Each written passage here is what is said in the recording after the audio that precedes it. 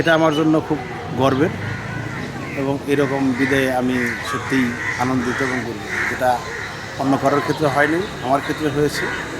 এটা আমাকে তারা ইজ্জত দিয়েছে, আমার প্রাক্তন শিক্ষার্থীরা এবং বিদ্যালয় কর্তৃপক্ষ। এটা যোগ্য বিদায়ের ব্যবস্থা না করলেও তারা যে ব্যবস্থা করেছে আমি মোটামুটি সন্তুষ্ট। তবে প্রাক্তন শিক্ষার্থীদের আচরণ এবং তাদের যে উদ্যোগ, তাদের যে অংশগ্রহণ এবং তাদের যে ব্যবস্থাপনা, তারা আমাকে যে রাজকীয় ব্যবস্থা করে বিদায় দিচ্ছে, এটা আমি সত্যিই অসাধারণভাবে করি।